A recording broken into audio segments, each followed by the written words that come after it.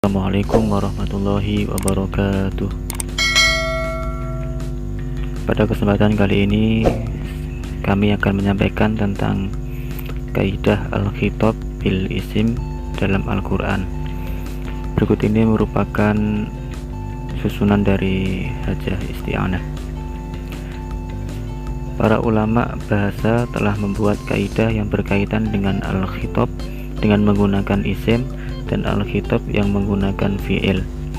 Masing-masing dari keduanya mempunyai tempat tersendiri yang tidak dapat ditempati oleh yang lainnya. Imam Suyuti dalam kitab Al-Itqan menulis bahwa lafal isim menunjuk arti thubut atau tetap dan istimror atau kontinuitas, sedangkan lafal fi'il menunjukkan arti tajaddud atau timbul tenggelam dan hudus dalam kurung temporal.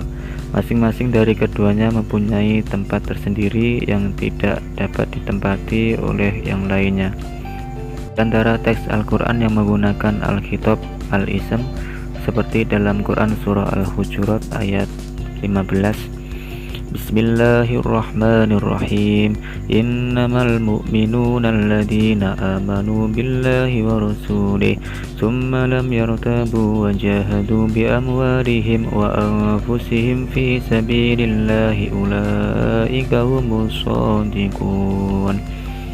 Lafal al-mu'minun pada ayat di atas diungkapkan dengan menggunakan bentuk isim. Ini menunjukkan bahwa keimanan merupakan sesuatu yang sifatnya tetap dan terus berlangsung selama keadaan masih menghendakinya, sebagai halnya ketakwaan dan kesabaran. Jadi, penggunaan isim kata al-mu'minun pada ayat tersebut menunjukkan bahwa keberimanan seseorang tidak terjadi secara temporer, yang artinya sekarang beriman dan besok menjadi kafir, begitu seterusnya. Sebab orang dikatakan mukmin karena ia senantiasa diliputi oleh rasa iman. Contoh berikutnya dalam Quran surah Al-Baqarah ayat 177, Bismillahirrahmanirrahim. Laisal birra an tuwallu wujuhakum qibalal masyriqi wal maghrib, walakinnal birra man amana billahi wal yawmil akhir wal malaikati wal kitabi wan nabiyyin wa atal mala ala hubbihi dzil qurba wal yatama wal masakin wa banas sabil wasailina wa fir riqabi wa qama sholata wa ataz zakah wal mufuna bi ahdihim idza ahadu wasabirina fil ba'sa'i wad dharra'i wa hinal ba's ulaika alladziina shadaqu wa ulaika humul muttaqun. Ayat di atas diungkapkan dengan menggunakan bentuk isim yang menunjukkan bahwa pemenuhan janji, kesabaran dan ketakwaan menunjukkan akan kelangsungan sifat-sifat tersebut pada pelakunya. Contoh berikutnya Quran surah Al-Ahzab ayat 35, Innal muslimina wal muslimati wal mu'minina wal mu'minati wal qanitina wal qanitati was shadiqina was shadiqati was sabirina was sabirati wal khashiina wal khashiat wal mutasaddiqina wal mutasaddiqati was shaimina was shaimat wal khafidina furujahum wal hafidatu wad dhakirin Allahu wal dhakirin Allah katsiran wad dhakiratu a'udzu billahi lahum maghfiratu wa ajrun 'azima. Pengertian sifat-sifat Islam, iman, taat di dalam ayat di atas mengandung semua sifat yang relevan. Semakin sempurna makna-makna sifat itu terkandung atau terhimpun di dalam diri seseorang, semakin sempurna pula untuk ampunan dan pahala yang diperolehnya. Sebaliknya, berkurangnya cakupan nilai sifat-sifat itu di dalam diri seseorang berkurang pula ganjaran pahala dan ampunan yang akan diterimanya dari Allah.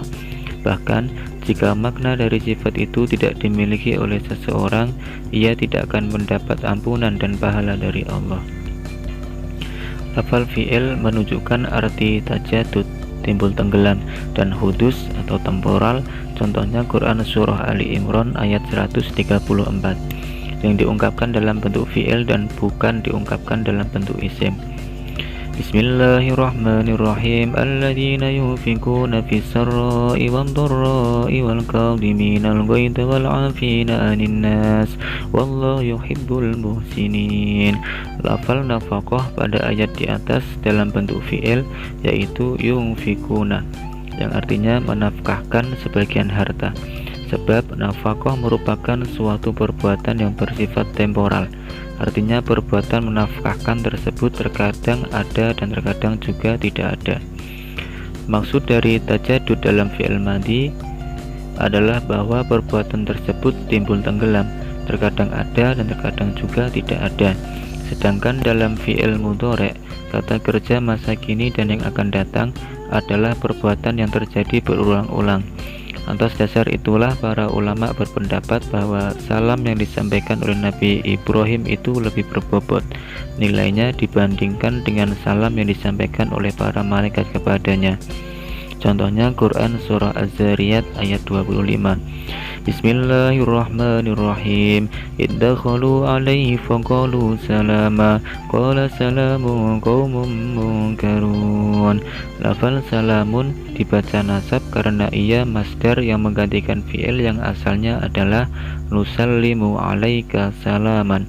Ungkapan ini menunjukkan bahwa pemberian salam dari mereka baru terjadi saat itu. Berbeda dengan jawabannya, lafal salamun dibaca rofa karena menjadi mubtada atau subjek yang khobarnya tidak disebutkan. Kalimat tersebut lengkapnya adalah alaikum salamun, yang menunjukkan tetapnya salam.